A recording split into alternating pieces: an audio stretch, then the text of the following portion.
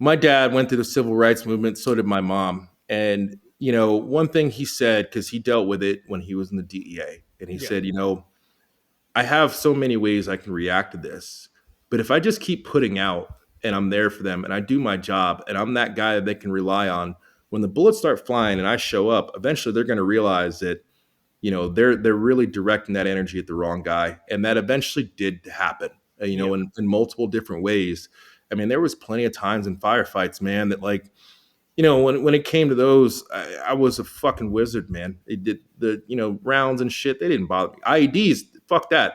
But Yeah. like rounds, they didn't bother me, man. And if somebody, was down hard or, they're pinned up, I'm coming, dude. Yeah. Like I had already accepted death a long time ago. So that didn't bother me, man. But knowing that somebody could die because I was too afraid or too much of a coward to get in there and get my hands dirty, Yeah. that bothered the fuck out of me. That bothered the fuck out of me. And it didn't matter if you were an absolute racist fuck or not. At the end of the day, man, you're a Marine, and I got your back, man. And I might not agree with how you think or how you live your life, but you're a fucking Marine, and that makes you my brother. And families, they don't always get along, man, but they're family. Yeah. You're listening to the Art and More podcast with your hosts, Nathan and BR. Nathan is a Canadian illustrator with a couple years of military experience, and BR is a British anarchist that moved to the States. Both are passionate shooters and community builders. Together, they run the Seaburn art page. Enjoy the show. Devin, why would you live in Vegas? Why? That's a great question.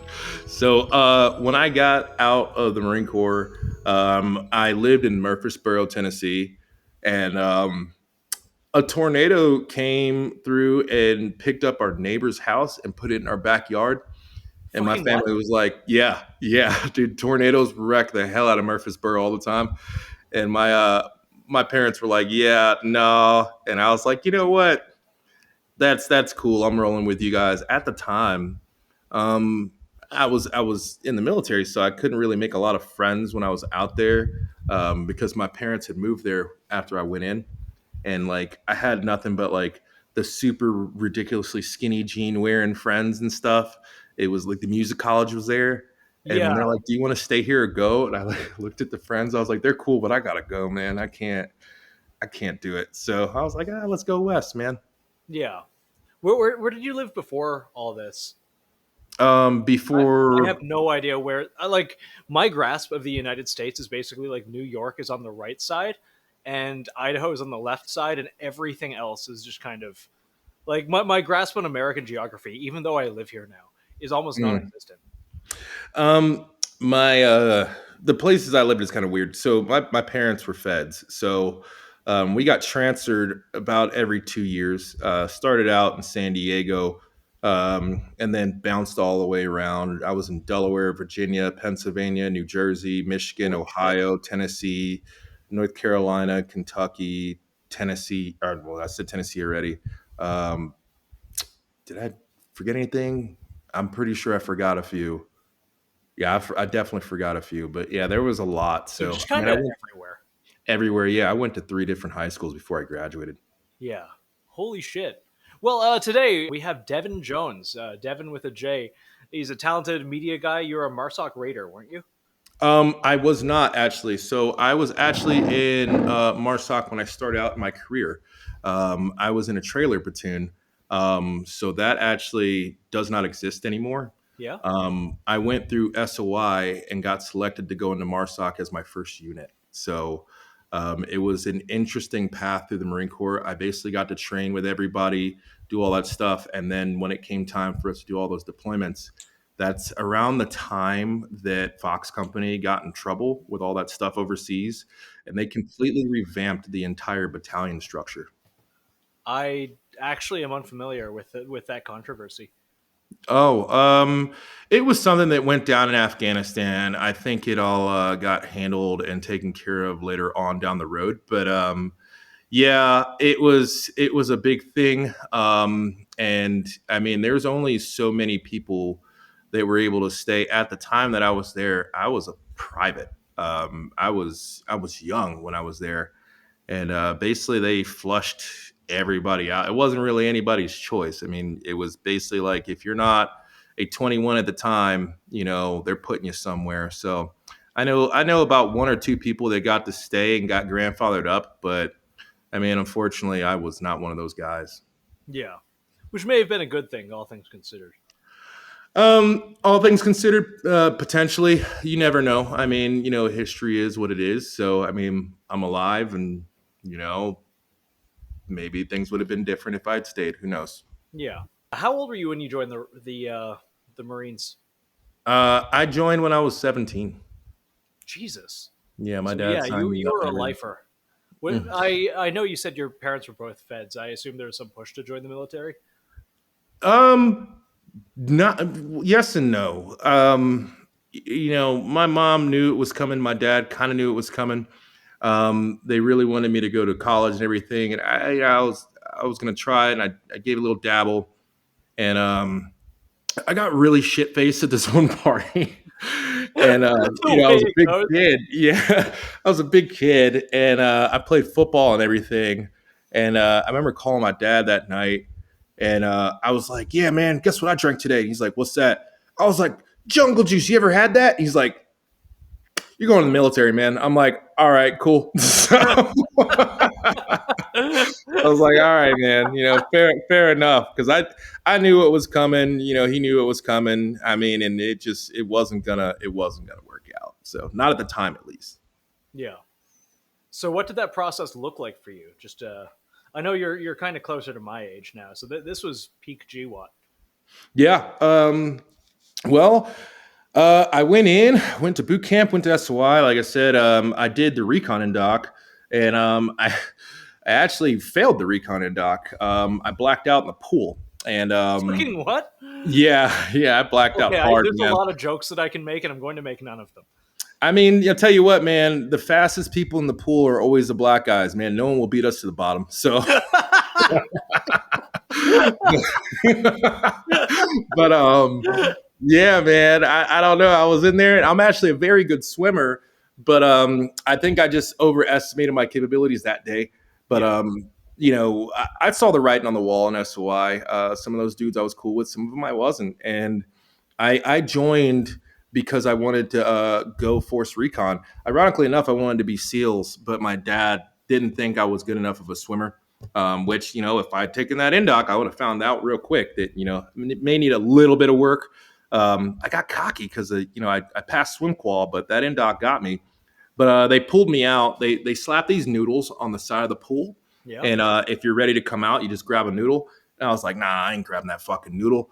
And next thing you know, I was opening my eyes and dudes were standing over me. And I was like, what the fuck? And I tried to roll back in and they pinned me down.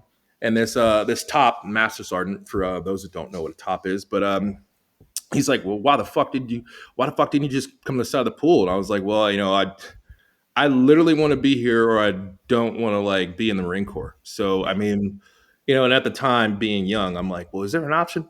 Like, he's like, all right. Well, then he pulled me back in the showers and he's like, you got heart. I'm like, okay. He's like, I'm gonna keep it real with you though. You failed the shit out that indoc. I'm like, oh, okay. And I thought that was it. And then he's like, but I got good news. He's like, there's this new unit. And we just started it up and we need dudes. And he's like, at the end of the day, I can teach you to swim. I can't teach you to have heart. And I'm like, okay. And he's I like, it's respect called that, actually. MARSOC. And I'm like, well, what the hell is MARSOC? He's like, well, it's part of SOCOM. And I'm like, I know what that is because I just played the SOCOM games. So I'm like, I know what that is. So I was like, sign me up, dude. Sign me up. And yeah, so I went back high on the hog, dude. I went back to barracks. I was sitting there mean mugging everybody, like, dude, look where the fuck I'm going. I'm telling them I'm going to this unit, and the whole time I'm like, cross my fingers, like, I hope this dude does not fucking forget about me, man. And then when it came time at the end of SOI, at that point, you're all sitting in a big ass room, and they're calling out people's names and telling them what unit they're going to, and they're like Jones, Marsoc, and everyone's like, "What the fuck is that?" And like the SOI instructor's like, "Oh, you fucking bitch! You're gonna be out there taking pictures." I was like, "Well, at least I'm not taking pictures with y'all." So later, dude. And everybody else got loaded up into 7 tons. I think a bunch of people went to 3.8 and 1.9, and some went to security forces. And me and a few other dudes jumped in this dude's F-350 and went to MSOB back in Courthouse Bay. Man, that's kind of wild. So, what was that experience like? Good. Well, I was a private and very young, and it was interesting. I mean, it was me. There was one other black guy there. He's still in Raider Battalion, so I can't really say his name, but we call him Darkness because he's very dark.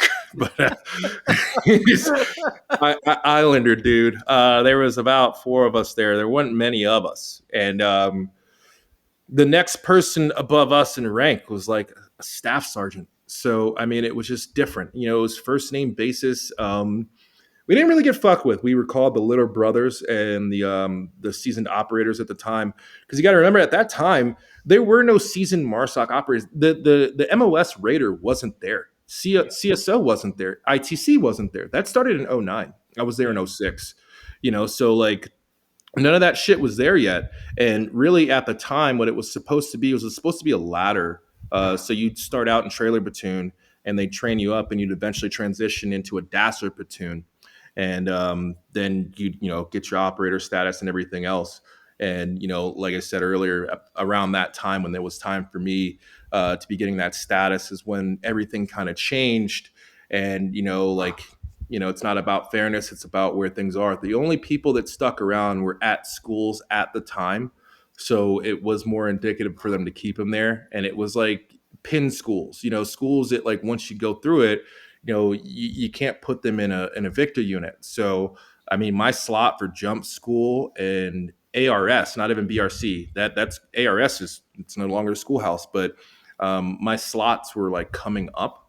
And unfortunately, things happened when they happened, and you know, drew the shortest straw, I guess.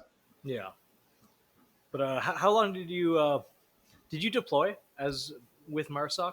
No, no, no. I didn't get a chance to. I basically got to do all that cool shit. Got to learn breaching, got to learn direct action, special reconnaissance maneuvers, all that stuff. I mean, we were hand in hand with the teams because as a trailer, imagine Mogadishu is the best way to explain it.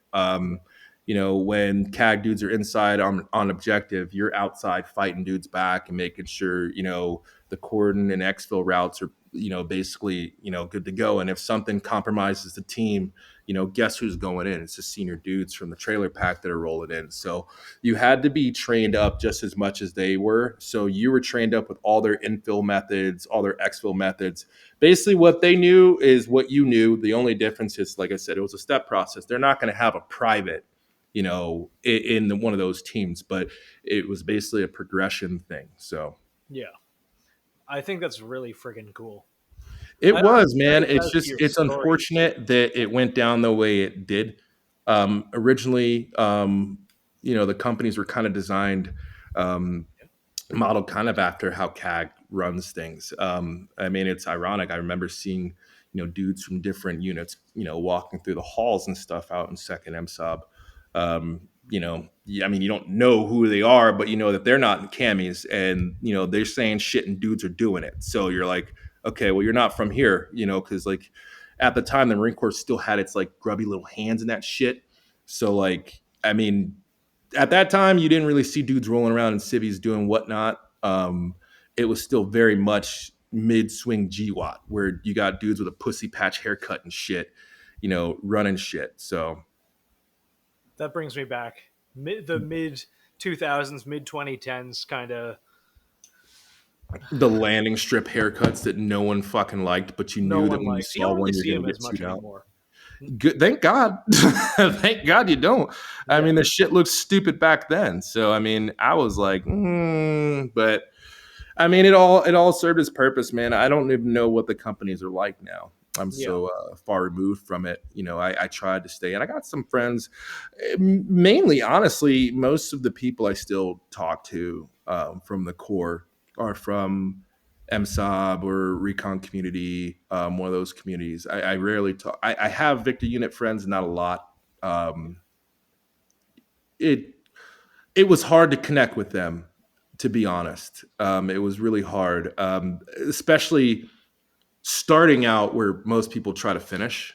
Yeah. It was a culture shock because when I went to that next unit, 19, I mean, first off, I didn't even have SIF gear. I didn't have SIF gear because we all had Frisbee.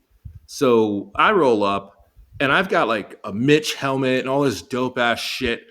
And I'm looking around, I'm like, oh fuck. Like I remember the first day I showed up, like I'm thinking like, all right, man, it's whatever. And they coined it, they're like, it's anti-terrorism battalion. I'm like, all right, that kind of sounds cool. I show up and there's dudes like scuzz brushing the fucking walls in the common areas. And I'm like, oh my fucking God, where the fuck am I? And I think I got in a fight within the first like 30 minutes of being there because someone's like, get your ass in there and fucking and fucking clean or scuzz or some shit. I was like, fuck you, dude. And like right then and there, it was like the Lance Corporal army that surrounded me. And I was like swinging blows left and right, man.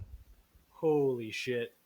Yeah, So 1-9 was probably the worst unit in the Marine Corps at the time. And I don't know of anybody that will like, I don't know anybody that will go against me on that was there. It was just, it was bad. That was part of that Marine Corps initiative of we need more units. We need to stand up more shit. Dude, at one point, it was so understaffed. You had platoon sergeants that were corporals.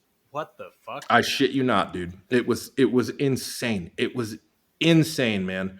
And you can only imagine, when you got a new corporal running a platoon and shit, the type of fuckery that goes down is ridiculous. I mean, when I had mentioned when things happened last year that I dealt with racism in the Marine Corps, that's the unit that I never dealt with it at all in MARSOC. MARSOC was nothing like that. I mean, if you're there for a reason. And people didn't, you're a man. You might be younger than them or whatever, or less experienced, but they treated you like a man because you have big boy responsibilities. Yeah. 1-9, completely different, man. I mean, It's a big step down. shit, dude. I'll tell you what, the first time I ever dipped tobacco, um, fuck this guy. I'll say his last name, but I won't say his first. But this guy, Sanders, Yeah. I wasn't getting along. I wasn't vibing with people. And he's like, "Come here, boy." He's like, "You want to fit in?" And I'm like, "Well, not really, but I mean, what's up?" And he's like, "Well, put this in your mouth." And I didn't know what it was. And he gave me this big ass chaw dip, man. And he's like, "That's how you fit in." And I mean, that was my break in for it. I mean, but it was like boy and shit like that. I mean, It it was seems like not. really infantilizing. It Like was a going from a rough place where time, you're man. treated like an adult to a place where everyone wants to treat you like a child, and active racism doesn't It was sound pretty bad. fantastic. It Yeah. was pretty bad in that unit. I mean, the next one I went to 2-8. Once I got back from the deployment with 1-9, Yeah. I literally request mass to go. Like because I mean, I told him like, it got so bad, man. We were on deployment, and and I was getting in fights left and fucking right. Dudes were like, "Yeah, man, like just watch, better keep an eye open while you sleep and shit." At one point, yeah, I have never admitted this publicly, but at one point, when you clear rifles and shit, I would dummy clear it, and I would basically do like a 1/4 pull on my bolt and keep that shit in there and tap that forward assist. And I would always keep around there, but I pull the fucking mag out, Yeah. just because I never knew. And at the end of the day, man, there was more of them than me. I remember telling this dude Guillory, I was telling him the issues I was having, and he was a pussy, dude. And he was actually afraid of the guy that was giving me shit. Which, even more ironically, that guy that was one of the more racist dudes, Yeah. I I'd say we're cool now. He reached out after the Marine Corps and apologized for Yeah. everything. I mean, I'll say this though: he stopped being a racist douchebag. Now he's just simply a douchebag. But I mean, it's an upgrade. Yeah. But yeah, I remember that day like it was yesterday. I told Guillory like, "Hey man, like this is what's being said, and like I shouldn't be dealing with this fucking shit."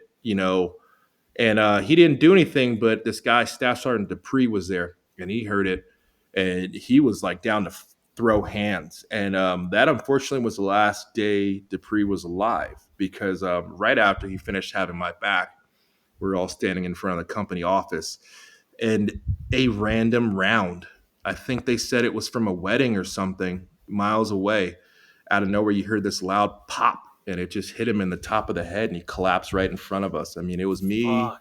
First Sergeant Crane, Gunny Lar standing there, and just bow. And we were just like, what the fuck was that? And Yeah, so like I literally watched the one guy that had my back die right in front of me in Ramadi. Man, that's fucking awful. I'm so sorry.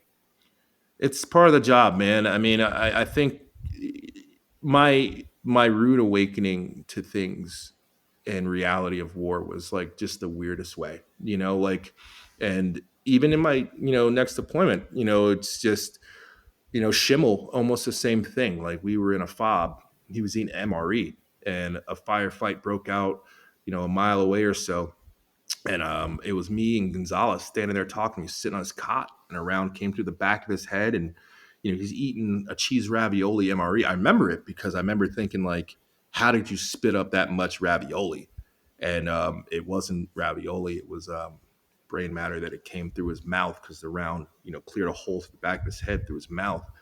And I remember he just slumped over, and I was thinking like, what the fuck? Because we were in the middle of a conversation, we were talking, and like same thing, loud ass crack and a pop, and he was just mid sentence and stopped and slumped, and then his head like slumped back, and we could see through his head, and we were just like, holy fuck, and we just started like screaming Corman, and I mean those things are like they remind you that like when you're in a war zone, dude, like you can Yeah, die at any moment. You can die at any moment. You think that the day's done, but it's just not. It's just not. The day's not done until you're out of there.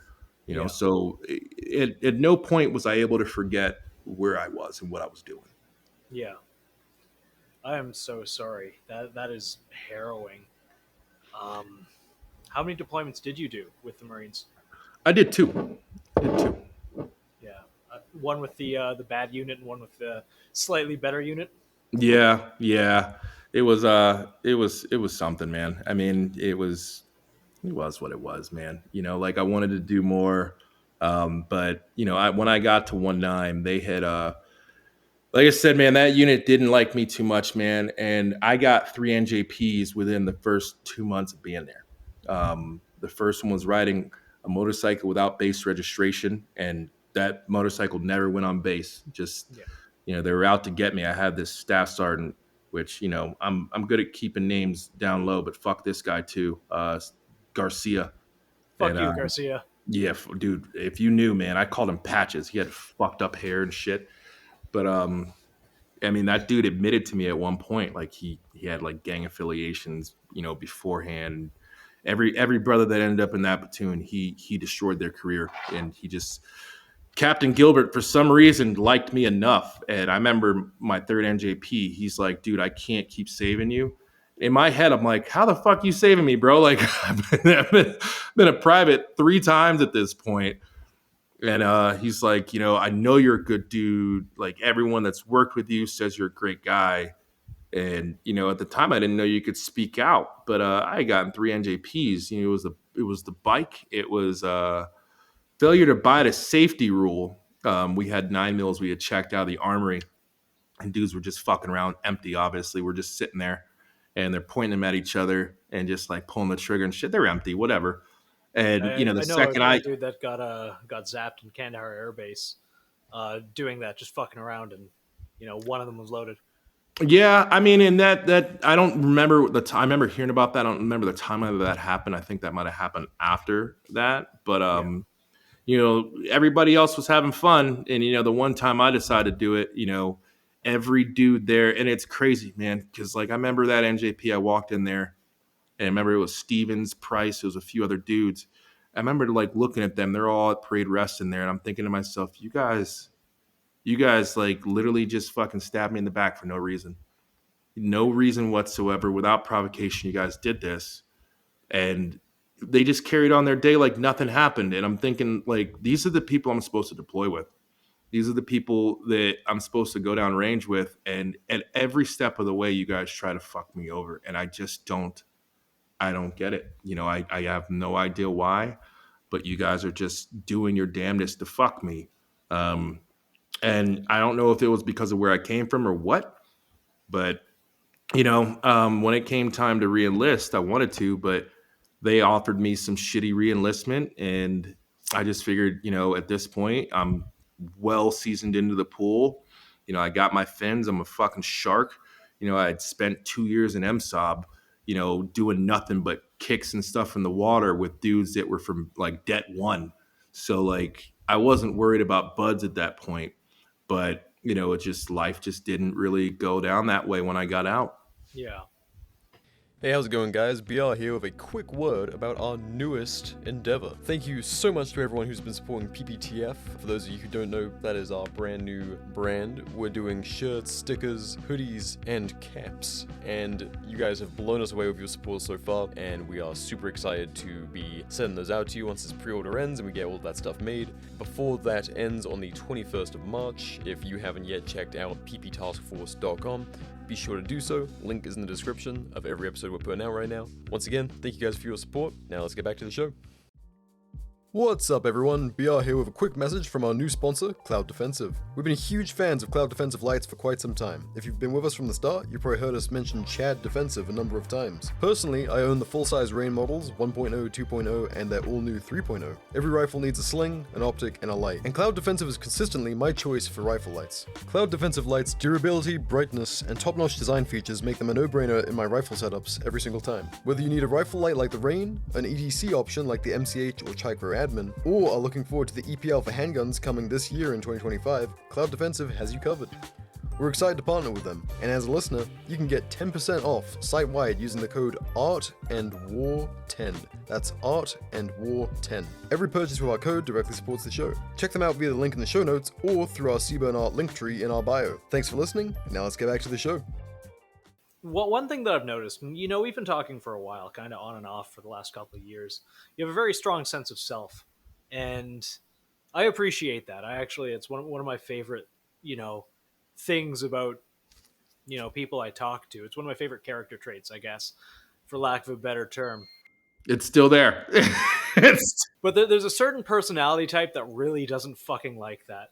And I find it's very, very prevalent among like 18, 19, 20-year-old dipshits, like 85 to 98 IQ, kind of like very prevalent in certain MOSs in the military sometimes if you get unlucky. Like that is the culture that kind of drives a unit. And I'm sorry you've had to deal with a fucking lot of it. Like the two personality types, like not being an idiot and being a fucking idiot kind of end up clashing really hard. The racist aspect definitely doesn't help at all. I mean, that's just what you dealt with at that time period in that part of the country, man, in that branch. I mean, it is what it is. You don't join the Marine Corps for them to kiss your ass and give you hugs and shit. I mean, No. You're there to kill people, and that appeals to a certain type of individual. So I Yes. completely understand. And at the end of the day, my dad went through the civil rights movement. So did my mom. And, one thing he said, because he dealt with it when he was in the DEA, and he Yeah. said, I have so many ways I can react to this, but if I just keep putting out and I'm there for them and I do my job and I'm that guy that they can rely on, when the bullets start flying and I show up, eventually they're going to realize that, they're really directing that energy at the wrong guy. And that eventually did happen, in multiple different ways. I mean, there was plenty of times in firefights, man, that like, when it came to those, I was a fucking wizard, man. They did the, rounds and shit. They didn't bother me. IEDs, fuck that. But Yeah. like rounds, they didn't bother me, man. And if somebody, was down hard or, they're pinned up, I'm coming, dude. Like I had already accepted death a long time ago. So that didn't bother me, man. But knowing that somebody could die because I was too afraid or too much of a coward to get in there and get my hands dirty, Yeah. that bothered the fuck out of me. That bothered the fuck out of me. And it didn't matter if you were an absolute racist fuck or not. At the end of the day, man, you're a Marine, and I got your back, man. And I might not agree with how you think or how you live your life, but you're a fucking Marine, and that makes you my brother. And families, they don't always get along, man, but they're family. Yeah. And that's just how I look at it. That's how we have to look at things for us to make things work. That's the way this country is, man. I mean, I knew it when I joined. There's people that, are out there that don't like me. I mean, my first interaction with racism, I was called, well, I don't even know if we can say this on the air, but You can. I think if anyone has the pass, you do. I'm allowed to say it, I guess. Yeah. I got the pass. But, the first time I was called a nigger was, I was a kid. I was at a football game. I was playing football. I think I was like 10. We were in Virginia. And, I was a running back at the time. and I had scored the last 2 touchdowns to beat the team. And I remember my dad walked into the porta potty, and I was standing out there waiting on him, and I was holding my helmet, and this dad from the other team walked by, and he had a cigarette in his mouth, and he said, "Yeah, nice running, you fucking nigger," and he blew Jesus smoke in Christ. my face. And this other parent walked by, and she tore him a new one. And then when my Good. dad came out of that porta potty, um, those ladies were just like, "Hey, like we handled it." He had no idea what was going on. He just kept asking, "What the hell's happening? What the hell's happening?"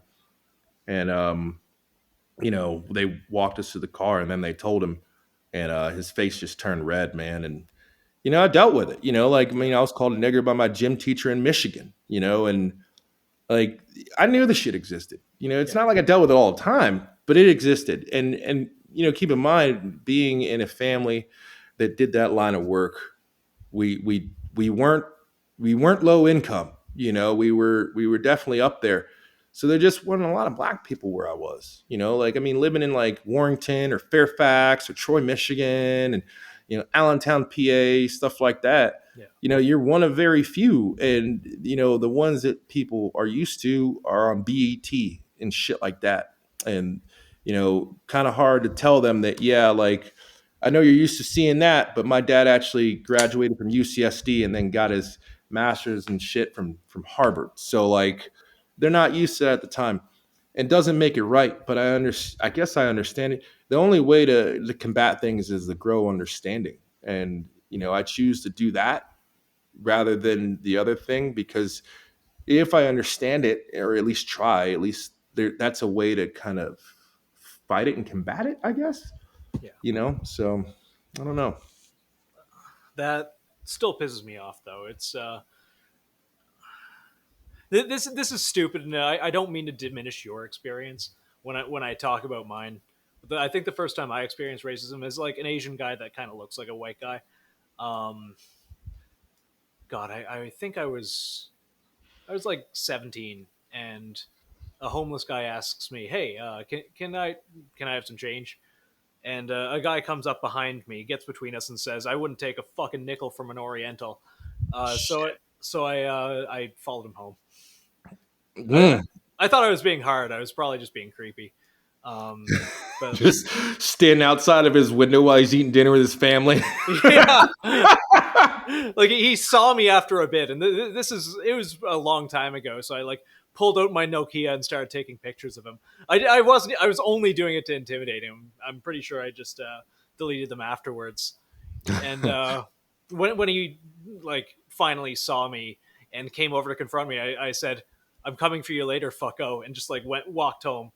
I have no idea what happened to that guy. He was like 60 and white in rural Nova Scotia, Canada. Fucking Gran Torino. Yeah, no, that I thought I was being hard. I was just being, For a some reason. shithead. But For that some guy reason, probably that could have killed me. reminds me of that one Yeah, that one skit with Leo Vance and yeah, Theo Vance. I think it's Theo or Leo, and Bobby Lee.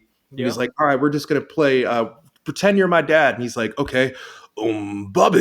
He's like, "You don't have to have an Asian accent." And he's like, "Well, I didn't know." I Oh, mean, I don't know, man. This country, at the end of the day, this is how I view this, man. yeah. America is the longest lasting, most successful social experiment the world has ever seen. Yes, best Um, country in the fucking world. exactly. And at no point can we really look back at any empire, whether it be the Rome or anything, Reich Empire, whatever you want to call them. Yeah, None of them have lasted this long. None of them have done the things they've done. And at no point has there ever been an empire where, a race of individuals have evolved to a point to where one of them has been in leadership to a point where we'd say president. So, we don't really have a historical mark to look at and say, well, we're not doing this great because look at how far they've gotten by. I yeah, mean, we are the ones creating that roadmap. yeah, So, people are like, change needs to happen right now. That's not how this works. It's definitely not how this works. I mean, at the end of the day, one day, back in the day, I remember watching In Living Color when Jim Carrey would be, making fun of retarded people and shit, yeah, and now, like, you can't say retarded, but you can call someone a restart, like, so, like, I mean, these things take time, and, I'm understanding of that, but like, you can't force evolution. Yeah. Evolution happens when it happens. Yeah.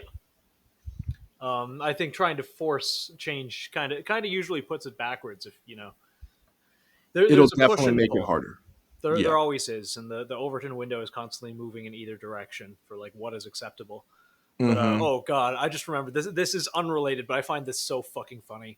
I don't know if I brought this up in the show before, but there's a local guy. So I go to this shooting pit, right? There's just like it's kind of in bumblefuck North Idaho, so naturally you're going to get some funny types out there. And I go with my buddy Frank, who moved here from Beijing, and the two of us just set up some steel, plink a little bit, shoot some USPSA targets. Um, so this local guy apparently saw us, went to the local gun shop, who I'm kind of friends with, and said, there's some fucking there's some I'm going to say it, fuck it. There's some gooks. There's some gooks in their training. I think they might be trying to like get ready to overthrow the government. This guy's like 60, he has a handlebar mustache, and I find out later on because he's kind of a regular around here. He used to be the sheriff. He was eventually fired when he got drunk and emptied his gun at the moon. Um, and I want to either find him and become his worst enemy or his best friend. I haven't figured it out yet. It sounds like you're talking about Wyatt Earp, dude. I This mean, is Wyatt fuck. Earp. Like, where His the name's hell are Clay, you and at? he lives in Onaway. It's Onaway Clay. But I'm pretty sure he has passed me very like suspiciously side-eyeing me off his side-by-side once. Mm. Um, but yeah, so when you left the Marines, what was that transition like for you? It was interesting, man. I mean, so we started rolling out west, and like I said, my plan was, I'm just gonna wait until we get out west and join the Navy, and that didn't really pan out the way I thought it would. So then I'm stuck in Vegas, hot as all fuck, and every time I looked at those mountains, at the time Vegas wasn't as developed as it is, and every time I looked at those mountains, it just reminded me of places that I had just been getting busy with the homies. Yeah, So I was like, man, so. Eventually met this dude, Ryan. Well, let me dial back. When I left the house, I was a kid. When I came back, I was, I had seen some shit, and before I left, I was kind of like, it was easy to coexist with my dad. When I came back, two bulls and one pen, yeah, and we got into an argument one day, and I just don't think he knew how to handle me, and he took it really far, and I moved out. And right afterwards, I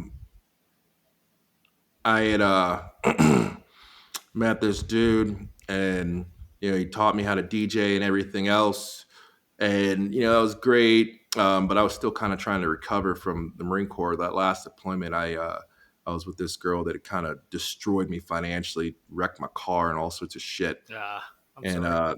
then one day the unemployment stopped, and I lost my apartment that I had, and I had to live in a storage unit for like 2 months. And I didn't tell nobody about it, and I was just kind of roughing it. Eventually, I kind of recovered and bounced back. But I mean, no one would hire you. Like dudes would talk to you. I remember I went to this dealership out here, Ed Bozarth, Chevy, and I applied to be a salesman. And the dude, one of the dudes that was there, was a former Marine, and or Marine. Someone's gonna chew me out for that. Whatever. But he was a Marine. He was a fucking pogue. And the second he heard that I had deployed and got out there and got my knuckles a little bit scuffed up, he's like, tell me about combat and shit. I'm like, man, I'm not here to talk about that. I'm here to sell cars and have a job. I had passed all the shit, all the personality tests, but because I didn't want to talk to him about that, he's like, I think you have PTSD. And I'm like, what? What the Like, fuck? yeah. So, I mean, it was just hard to get a job and everything else. And, all my boys that were still in were, still getting busy and shit. So I really just kind of drifted around. I DJ'd and this and that. And, Eventually I moved to Texas and I moved back. I mean, life was just on some shit. But once I got back from Texas, ironically enough, I moved to Texas, and I think it was like the day I got there. Um, my dad calls me and he's like, I got this thing in the mail for you. And I'm like, yeah. And he's like, it's from the VA and it looks like a check. And they pay me my back pay for disability. So right then and there, I got a $40,000 check. And I was like, damn. I was about to buy a used Honda Civic with no AC in Texas to get to and from work. I was running security at the W. Austin at the time. Yeah. But I tell you what, when you got a $40,000 check coming, Yeah. like I Now was that's driving. Tacoma money. Oh man, worse, dude. I was driving down to go look at this Honda, and I remember I looked over and saw this Ford dealership, and there was this new Raptor there, and I was like, well, maybe. Next thing you know, dude, I'm driving a Raptor from San Antonio to Austin, to go to work and shit. And Back when you life could afford to changed do then. that. What's that? Back when you could afford to do that. Oh yeah, man. Shit. Nowadays that would destroy you financially. You will never recover from that shit. But Yeah. then I did that for a while. Then I moved back to Vegas, sold some cars. Well, I started selling cars out there, actually. I got offered a job at the Audi dealership Yeah. because of where I was in W. Austin. There was this big party one day that Ashton Kutcher threw. Fucking And what? yeah, Ashton Kutcher threw it, and I was head of security, so I was running around with him and shit. Yeah. And I got to meet Justin Timberlake, Pharrell was there, Jessica Biel, Paul Walker was there before he passed away, Matthew McConaughey, because I mean he's all over the damn place. If there's a poppin' party, he's showing up in Austin because that's the dude. But amongst them, I met the dude that owned some of the Audi dealerships out there, and he offered me a job. Then I sold some cars there, and then I eventually left, went back to Vegas, sold some cars, and eventually I transitioned from that because I was like, this is cool and all, it's cool money, but I want to do something with my life. So I started doing EP, executive protection, and I was actually one of the team leaders for well, at the time it was called I Heart Hockey, which Vegas didn't have a hockey team then, which evolved Yeah. into the Golden Knights. So I was actually running it for Peter Sadowski and Bill Foley, the guys that own the Knights. And while I was doing that, I was going to school as well, and I wanted to be a doctor. And things were good at the time. Things were great. And then I was the coach of a t-ball team, and I bought a motorcycle. And one day, leaving that t-ball game, a dude decided he didn't want to wait at a stop sign and hit me, and that's how my arm got paralyzed. And that Fuck. just, once again, it felt like I was homeless again, but worse. And Yeah. I woke up in the hospital, and you know, um, the hardest thing was when they told me, hey, like, you're pretty banged up, but what we're worried about the most is your right arm's not responding to anything.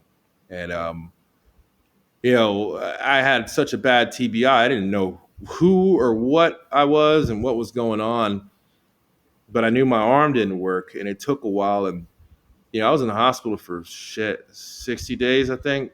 I was supposed to go to a rehab center, but I just didn't want to. I didn't want to deal with it, And right then and there, I had to make a decision on how my life's going to work. And I think I lied to get by for the longest time, telling people I was okay. And I had no desire to live. I had zero desire to live, man. Yeah. I just didn't. I would have never given up and done it to myself, but I didn't care if I lived or died. I mean, I couldn't support my own weight. I remember when I got out of the hospital, I had to discharge on request. I had a DOR because they stopped giving me my pain meds. They're like, we think you're forming a habit. I'm like, bitch, you get hit by a fucking truck and get skipped down the road like a rock, and tell me how you feel when you wake up. Like, Yeah. I don't even want to be alive right now. So, I'm addicted to something that gets me away from this reality. Because, I mean, neurological pain, dude, it feels like someone just stabbed you with a fucking blade and turned the electricity on it. It's the most excruciating thing. And, dude, the road rash was so bad, man. When I'd sit up in the bed, I'd have to peel myself off the sheets. It was just terrible. And my legs were broken. They were all fucked up. And this doctor told me, I think she thought I wasn't going to do it, but she's like, if you can walk up 2 flights of stairs, I'll let you discharge on request. What she didn't realize is like, dude, you go ahead and challenge a Marine and tell him he can't do some shit. Yeah. And I was like, all right. So I Respect. waited for him to Cool. give me my last dose of Dilaudid, Yeah. and every night I would sit there and practice getting out of the bed and into the chair, and then I negotiated my way into getting a crutch. Yeah. And I remember one day she saw me walking down the hall, and she had this look on her face, and she's like, your ankles are still broken. And I'm like, I'm very well aware, I could feel it, but you said 2 flights of stairs, and then 2 days later, she was convinced I wasn't gonna do it, man. And she's like, you got to walk to the actual stairwell unassisted without a crutch and get up there. And they had just gave me my drip of Dilaudid. I couldn't feel a fucking thing. And I made it up those stairs, man. And reality hit when I got home and the pain meds wore off. And Oh. I was just in hell, dude. I mean, I got cellulitis from like, you name it, dude. I mean, I got staph infections. My body damn near thought I died, because you're not supposed to survive some shit like that. So I was getting like little. You would think it was a whitehead. You pop it, turn into cellulitis, dude. And I had gravel still in my shin. Remember pushing that out with my thumb, and um, I had been seeing this one girl at the time, and we ended it. She moved back up to Utah, and then super ironically enough, I think my sister contacted her. She contacted my ex, which was a nurse practitioner, and she helped me out a little bit until she asked if I wanted to get back together, and she was batshit crazy. So I was like, nah, I don't know about all that. And then I didn't. She didn't say bye. The last time I ever heard anything from her, my dad was like, "Yeah, Tara just left." I was like, "Oh, okay." And she's like, she said something, man. I don't think you should contact her again. I'm like, okay. And he's like, yeah. She said, I signed up to be with Devin with 2 arms, not one. He can figure it out for Oof. himself. And Fuck.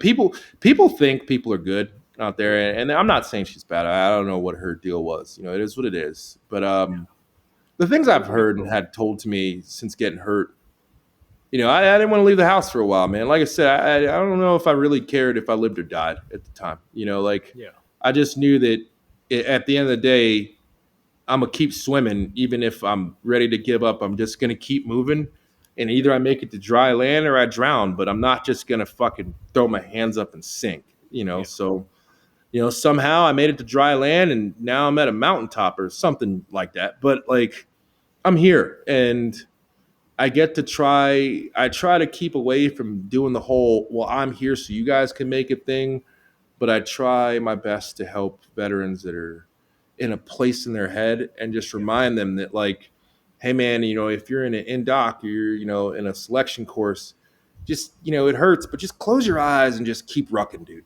You're gonna still make up distance, but like, you don't have to see where you're going the entire time. Just open them up a few times and know you're not going to run into a tree, but just keep moving your feet. It's meant to hurt. It's not meant to be easy, but at the end of the day, a forging process makes you a stronger blade, whether you want to be stronger or not. I think so. So, what was your recovery like? Like, obviously, it was It was pretty miserable, fucking dude. hard, It's but miserable. there must have been a light at the end of the tunnel. It was miserable, man. Yeah. I mean, the physical recovery, I'm still doing it. My arm's still fucked up. The mental, emotional was probably the hardest thing. Yeah. I a lot of mental breakdowns, a lot of randomly start crying. Just I remember I was in the bathroom at my parents' house, and I just managed to get myself over to the sink in the bathroom, and I fell down and collapsed. And my dad came in there, and got the hoodie stuck on your head, bud. And he came in there, and I was just telling him, I don't want to do this anymore, man. I just don't want to do it. And I had actually ironically sent my gun out to Ben at Boresight. And so the only Glock I had was gone, and I had sold everything else because I wasn't going to use it. I needed the money because now I'm Yeah. broke and fucked up. remember the only thing my dad asked is like, "Where's your gun?" And I'm like, "It's not here." And he's like, "All right, good." And it was just a struggle, man. I was alone the whole Yeah. time. At no point did I feel like my dad's a good person, but I don't think he knew how to help. And it was just it was a war that I felt like I was watching the belt of ammunition run dry, and there was just no sign of QRF coming. And I just made that decision that I'm going to die on that hilltop. And I kind of adopted the mentality that once this belt runs dry, I'm going to start beating him with this fucking gun. And once the gun breaks, I'm going to find someone else to beat him with. But I'm fixing to go down with a pile of fucking bodies around me, no matter what. And it was just a fight the whole time, man. And to be honest with you, and anybody else out there, I don't know how the fuck I made it this far. I really don't. If I'm not going to say I always was the best person getting here. Um, I've had to make some deals with the devil at times, but I'm here. I'm here, and hopefully at some point this story reaches somebody in a very rough time in their life, and they can gain some sort of strength from it. Um, that's all I really hope for. Is that somebody can garnish some sort of grit and strength from my story, and choose to keep pushing when they had planned to not. So Yeah.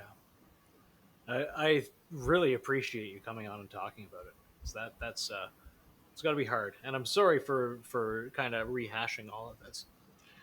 it's all right, man. It's my life, dude, and Yeah. I think at this point I've changed a lot in Yeah. the last few years, and I've Yeah, I just was going to say the accepted that Devin Jones I've met is like a very strong individual. Not that you weren't before. But, we've been talking for a couple years, and I've always thought you're really fucking well put together. it's strength comes from a lot of different places, man, and I uh, I I want people to know what I went through, and like I said, it's not a I can do it, you can, so you can too. It's a I'm not going to give up, Yeah. and I can't do this alone, and that's more of what it was. And I every year I've got friends that kill themselves, and like I mean, Rory Hamill, I deployed with him, and like he was a big thing in the industry at one point. He was a son of a bitch on a deployment, man. Like God rest his soul, he was a motherfucker, but he was my boy, and he was a Marine, and he lost his leg in deployment after mine, and he took his own life, and Gia Greggio, he as well, like last year. And I always try to, when I ask my friends like how you doing, they give me this cookie cutter, I'm all right, and like I normally put my hand on their shoulder and like tell them like, hey man, like look at me, like how you really doing? Because like I don't fucking care about your bullshit. Like if we want to cry and this and that, I don't fucking care, man. Like we've already proven to the world how tough we are. At this point, we're proving to the world how human we can be, and we're trying to smile and have a normal life. Like how you doing? Because I really mean it. And even people I've beefed with before, man, even people I'm still beefing with. How you doing? Like, Yeah. beef is bullshit, man. Like let's make some fucking good steak out of that shit. Like fuck that. Like, like how I you like really that. doing? Yeah. You know, It's a mature the way of things looking at it. the things that matter to me, especially in this industry. I've been in it for a long time, man. I started in this industry when I was 18 with I was still in Marsoc then. I was going out the back gate and hanging out with Gene Higgin from he was the original owner of High Speed Gear International. I was doing gear development with him. It Yeah. was me, him, and a guy named Brent Susnick. And ironically enough, Brent Susnick is one of the head lead engineers with Ohio Ordnance now. Um, Holy shit. and me and Brent went to SOI together, and we ended up in the same unit in 1-9. But I look at this industry as a family, man. I mean, I tell people once you've been in it, 3, 4 years, and people remember your face, you're part of the family. Yeah. And like this is one of the people wouldn't realize this, but it's one of the nicest industries out there. I It mean, is. It really is. I oh say that a yeah, lot, but like I've met some of my favorite people in this. I've had very few bad experiences, and people, by and Hmm. large, are super fucking nice. They are. They're very nice. They're very welcoming. And I mean, we might have some like outlying dudes that say some dumb shit, but if you look around the shot show floor, you got people with pink, blue hair, fucking big purple aliens and shit walking around. No one really gives them any shit. You know what I mean? Like, if you're here, you're here, and we're gonna look out for you and stuff. So like, it hurts when I see people, you know, go away. It hurts, and that's kind of why at this point, like, it took me a few years to kind of get the balls to go back to school, but now I'll be going back to school and finishing up my degree in spring. What's your degree? It's med. It's psychology. So I'm going to go to med school for psychiatry, and I want to work with veterans, and then I want to open up my own practice and a nonprofit and work with kids, and that way the nonprofit can pay for their treatment. That way, the lower income people can still get what they need and not have to worry about copays and so on and so forth, but we can still keep the lights on. Yeah, But I'd rather there be a doctor sitting in front of a veteran that's seen some shit, um, that's a doctor that saw some shit, and not some dude that was Air Force for 5 minutes. I mean, I'm vetted, man. I did my damn thing. So like, I want to be able to actually help, and that way they can actually relate.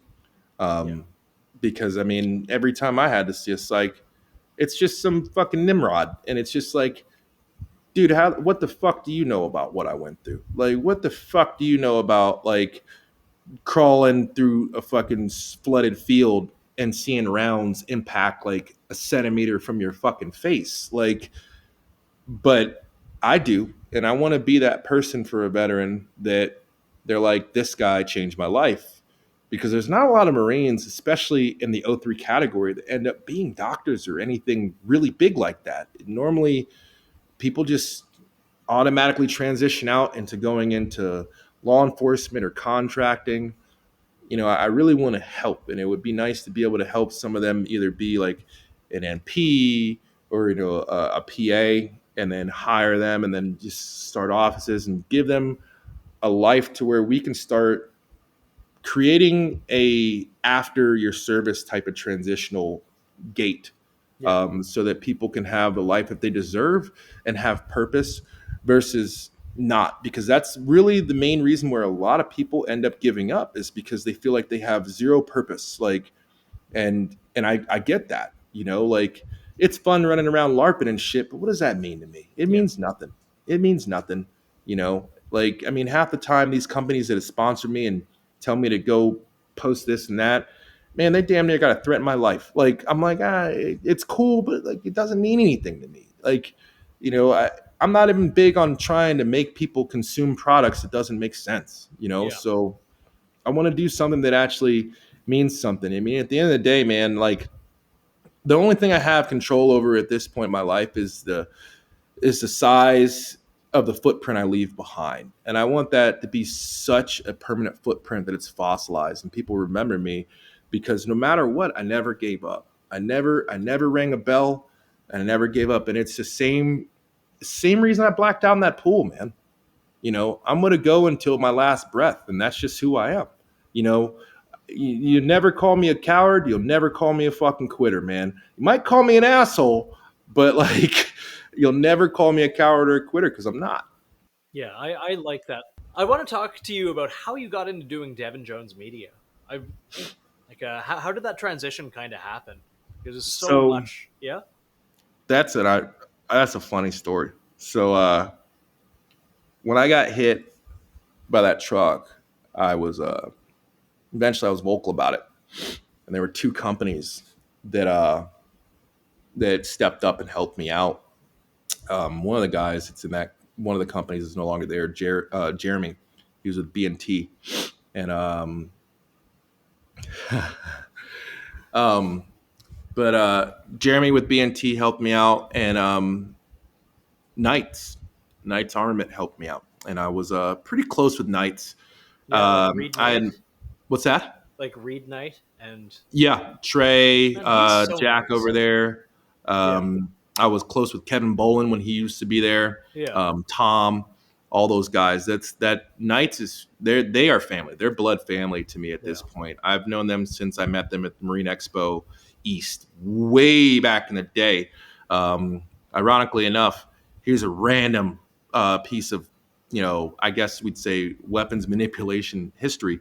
Um, I met them 2 seconds after I met Freddie Blish. Freddie Blish was with Aimpoint at the time at that expo. It was right before my last deployment, and me and Freddie were bullshitting, and he's like, you seem like a guy that knows what he's doing. I was like, I seem like that, and he's like, you want to test something out? And he's like, we got this new like thing we're trying to do here, and it was right when they came out with the Aimpoint T1, and he's like, I want you to take this and this, and he's like, I want you to do a write up, and it was the first offset mount for aim points.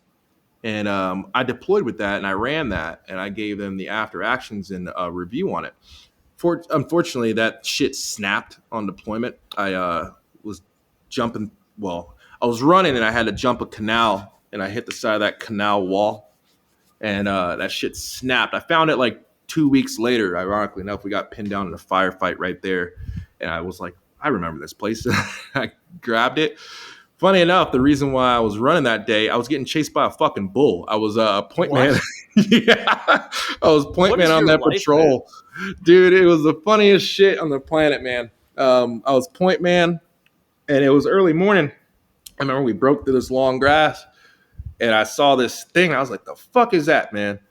So this And was just like out and about. This wasn't even in a place. it was in a field. It was in a field by a house. It was roped down. They used ropes and they'd run it through their nose and shit, and they'd stake it in the ground. And like the bull looked afraid, and they're like, "Hey, it's not gonna bother you." And I got a bunch of country bumpkins behind me. They're like, "It's just a fucking cow, man." I was like, "Looks like it's got horns to me." And they're like, "That's a cow." I'm like, "All right, dude." So I like start moving, and at first this thing was like scared shitless. And then it looked at me in the eyes. And I guess you're not supposed to stare bulls in the eyes. Well, I didn't know that shit. And it looked at me, so I looked at it. And it like stopped. And it's like at that moment, it realized like, I'm fucking bigger than you. And it ripped this thing. I remember seeing this stake fly out the ground. I was like, oh, fuck. Oh fuck! And I just started running, dude. I'm running past like my dudes. And I'm like, bull, bull, bull, bull, bull. And they're like, what the fuck? They see me cut by, zoom. Then this bull comes flying. And I saw this canal. I was like, dude, I'm either jumping this shit or this bull's about to fucking trample the shit out of me, man. And I remember I didn't jump. I was running so fast. I was like a fucking cartoon. I just kept in forward motion, but the ground was gone. And I hit the side of this wall, knocked the wind out of me. And I was bracing for the impact of this bull. This thing saw like, dude, it had to be like 3 inches of water. This shit was like, fuck that. And it just ran off, dude. So I got lucky. But yeah, so at that expo is when I first actually met Knights, and at that time it was just Trey there and Kevin, and we stayed in touch, and through some forums and stuff that I was in, we just started interacting more and more and more, and eventually I started going to SHOT shows, and we remembered each other, and we formed a really good bond through the years, and when I got hit. Knights and B&T really stepped up, man. It was mainly Knights. B&T came later, but Jack and the guys at Knights were like, "Hey, man, like we want to help you out and give you stuff to do." And that's when we started talking about doing, reviews and T&E. And at the time, the only guy they had was Jason Falla, the SAS guy or SASR guy. My mistake, but so it was me and Falla doing it. Yeah. And I was just rocking out with them, and they were sending me stuff, and that gave me stuff to actually do. And mainly, everybody there was like, "Hey, man, like we love you, your family, and like this way you got Knights on your resume, and Yeah. we don't want this to be how this ends for you. Like you're a good dude. You've always been a good dude to us, and we want to help you out."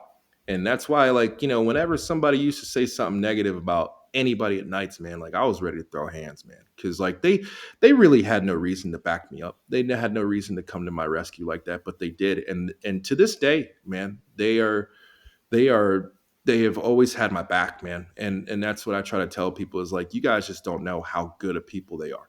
Yeah. Like no one knows Trey like I've gotten to know him. Like everybody at Knights, man. Like it's it's been beyond, you know, friendship. They're family, man. I've been Yeah. there a few times, multiple people there. We've cried on each other's shoulders just from life, and you know, I'll always look at them as family, and you know, I owe a lot to them.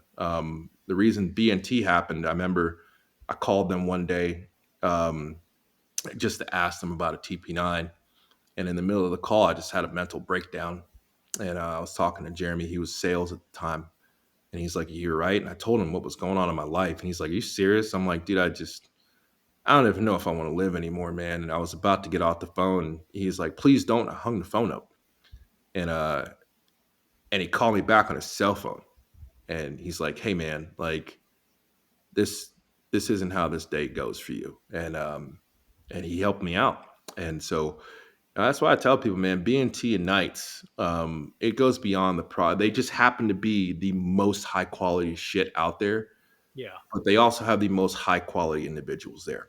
And that's why I tell people, like, those two companies, man, it goes far beyond their products, man. You know, Yeah. I'll be a supporter of them, you know, until the day I die.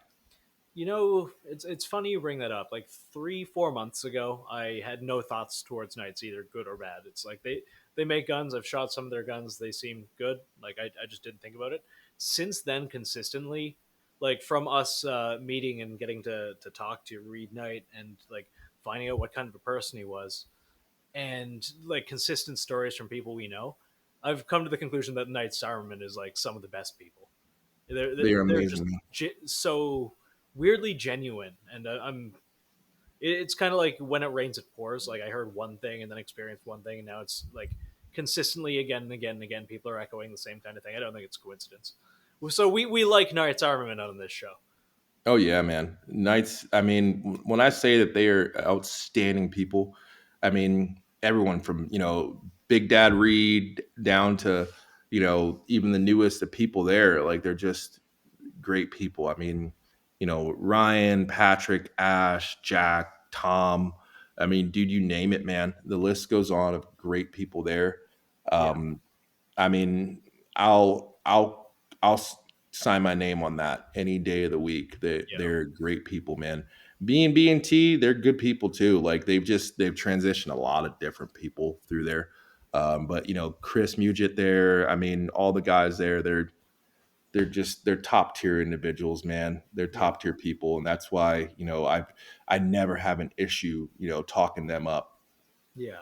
No, they seem like fucking cool people. From everything that I've heard, and you know, obviously have a lot of personal experience. But I realize we have less than 10 minutes before you have to go catch a flight, so we're just going to speed run some shit, Let's do it, some man. more stuff about and this is a good fucking episode. I'm going to put it on the record now as you're listening to this. I don't do a part two. Part two, Devin Jones Media, Let's do it, Devin man. underscore with underscore a underscore J. I'm shilling your Instagram so people It's know. all good. It's actually an I, but it's Oh, all good. And it's a pun because everybody always spells my name with an O. So that's why my username is Devin with an I. okay, okay. I don't know why. I think it's like Devin with a J. The J for Jones. That doesn't make any sense to me. I mean, I That's guess it why I would think make it's sense, but I mean, what's even funnier is when I tell somebody my Instagram name is Devin with an I, yeah. and then they'll text me and it'll be an O, and I'm like, dude, you just don't You get it. don't. Don't get it. But yeah, your camera work and whatnot is really impressive. Where did you learn? Are you self taught? Are you? Yeah, I do. So funny enough, I look back on pictures I took in Afghanistan. My dad sent me a little camera. Yeah, Somehow I knew what I was doing then. I had no idea. I just took pictures, you know, yeah, like here and there, like, oh, well, here we go. Never really took many pictures of me. But it was once I started forming the media company, and even that's a funny story. So I got all this stuff from Nights. I was like, well, what the fuck do I do with it? So I started trying to figure that out, and then I moved up to Salt Lake at one point, and met a guy named Ben. He worked at TNT Gun Range. He was a Marine as well, and I kind of told him what I wanted to do, and I was like, "Hey, I want to form this whole consulting firm and everything else." You know, and at the time it wasn't media; it was just consulting. You know, I was like, "Hey, I want to run this like a team, dude." I was like, I told him my background. I told him, you know, where I'd started, you know, in the Marine Corps, And, I kind of kept that mentality the whole time while I was in the Marine Corps and in life, team mentality, man, team, values team. So I was like, I want this to run like a team, dude. And that way we can kind of have that sense of belonging back. And then we all moved back to Vegas. And I worked with a few people. I was on a YouTube channel at one point. I was on a YouTube, and then I met a few dudes, and I worked with a few videographers, photographers, and I worked with four. Two of them I'm still cool with, and I really love the hell out of. The other two were absolute pieces of shit. One of them still in the industry. I'll save everyone his name because he's fucking weird. But the two weirdos, they were just weird, like weird. Yeah. Like I remember that one dude, I took him with me out to Florida. Dude's like phone is blowing up and shit. He's like, look at all these hinges, and it's like young chicks. I'm like, what the fuck, dude?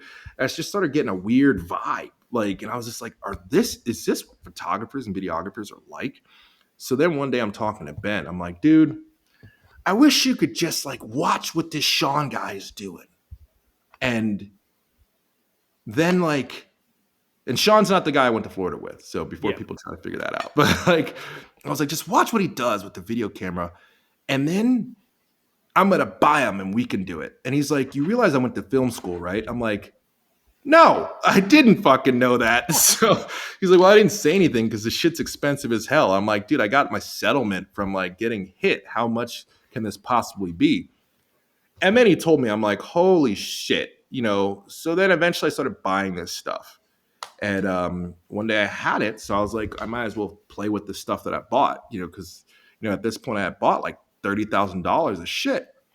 And I took a picture and it came out good. And the girl I was with at the time, Rachel, I had to get another apartment because I was getting so much stuff in, dude. I was getting guns out the ass, dude, like a lot of shit.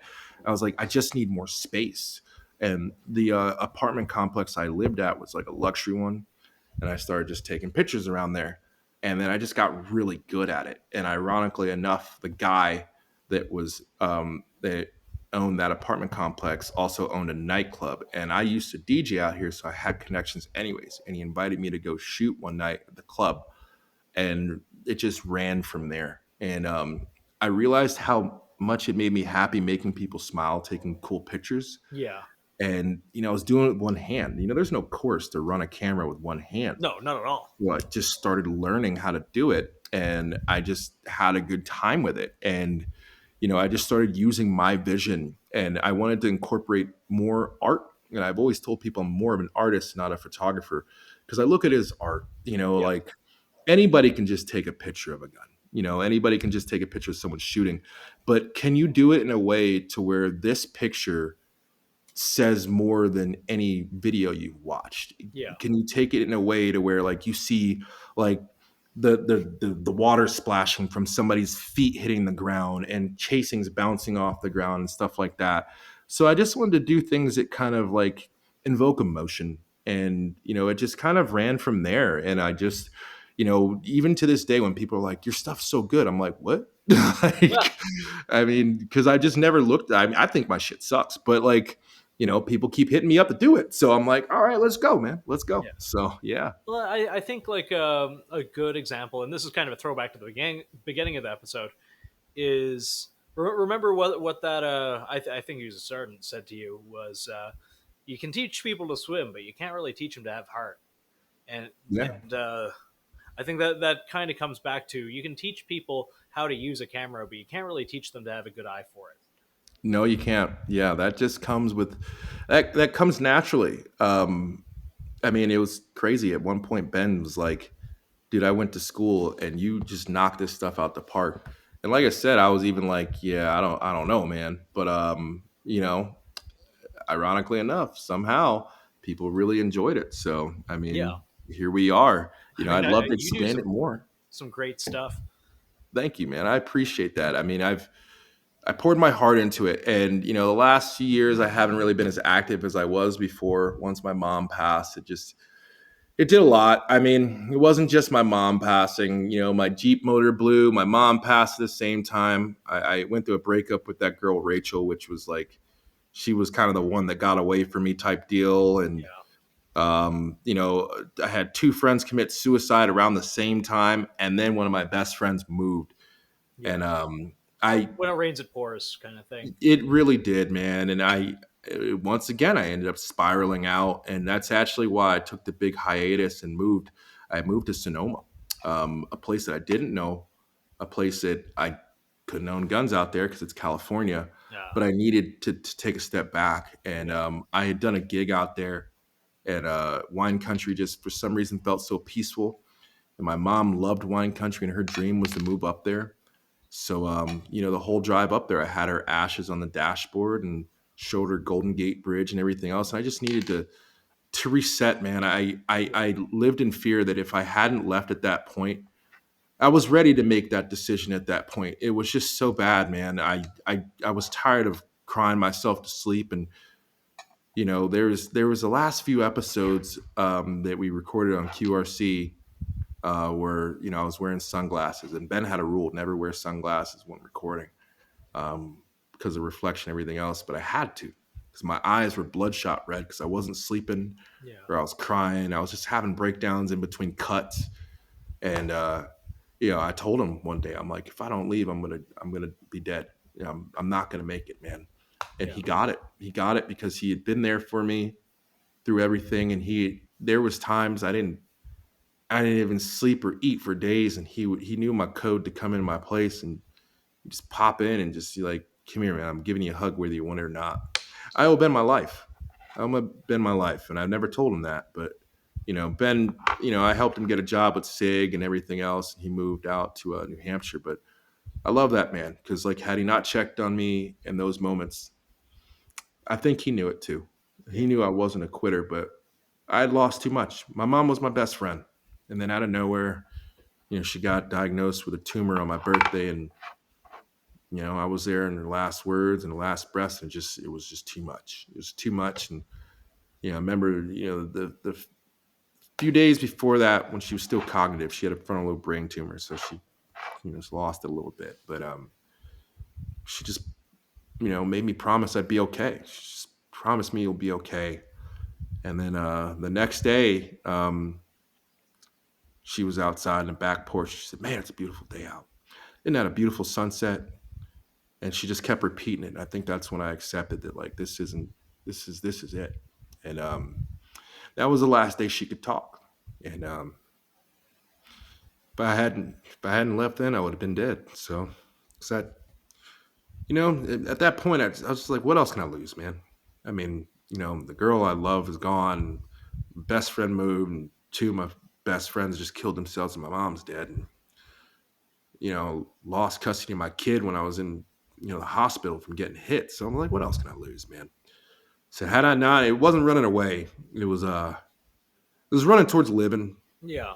and I'm glad I made that choice, because had I not, it wasn't the best financial move, but No, but money you money know, comes and goes.